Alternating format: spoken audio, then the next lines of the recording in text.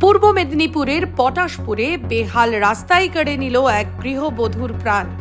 সময় মতো হাসপাতালে পৌঁছানো গেল না, মৃত্যু হলো রাস্তাতেই। এই মর্মান্তিক ঘটনাটি ফের একবার রাজ্যের পরিকাঠামো ও প্রশাসনিক দায়বদ্ধতা নিয়ে প্রশ্ন তুলল। গত রবিবার আচমকাই অসুস্থ হয়ে পড়েন পটাশপুরের আলমপুর গ্রামের বাসন্তী দাস। পরিবারের সদস্যরা কোনোভাবে টোটো করে তাকে স্থানীয় স্বাস্থ্য কেন্দ্রে নিয়ে যাওয়ার চেষ্টা করছিলেন, কিন্তু গ্রামের কাদামাখা এবং চরমভাবে বেহাল রাস্তার কারণে টোটো চলা তো দূরের কথা, ঠেলে ঠেলেও গন্তব্যে পৌঁছানো যাচ্ছিল না। প্রায় 6 কিলোমিটার দীর্ঘ রাস্তা জুড়ে কাদা, গর্ত ও জল জমে ভয়াবহ পরিস্থিতি তৈরি হয়েছে।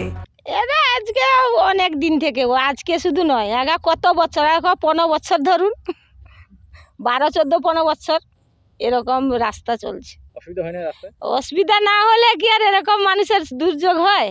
এরকম কেউ বেরোতে পারে না, কেউ স্কুলে যেতে পারে না, কেউ কলেজেও যেতে পারে না।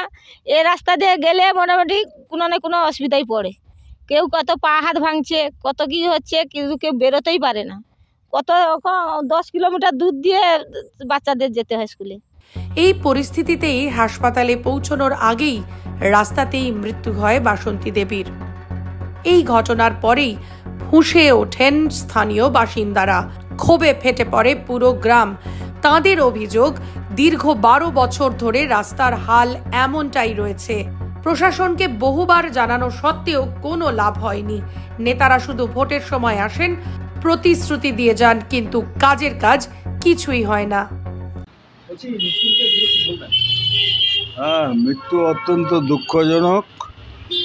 ওই রাস্তা জেলা পরিষদে স্যাংশন হয়েছে, স্যাংশন রাস্তা 12 কিলোমিটার হয়ে গেছে, বাকি 6 কিলোমিটার রাস্তা পিচ না ঢালাই, এই নিয়ে গ্রামবাসীদের মধ্যে মতানৈক্য থাকার কারণে ওটা বিলম্বিত হচ্ছে। সর্বশেষ মাননীয় মহকুমা শাসকের দপ্তরে পটাশপুর 1 পঞ্চায়েত সমিতি এবং ব্লক প্রশাসনের উপস্থিতিতে একটা সমাধান সূত্র বেরিয়েছে।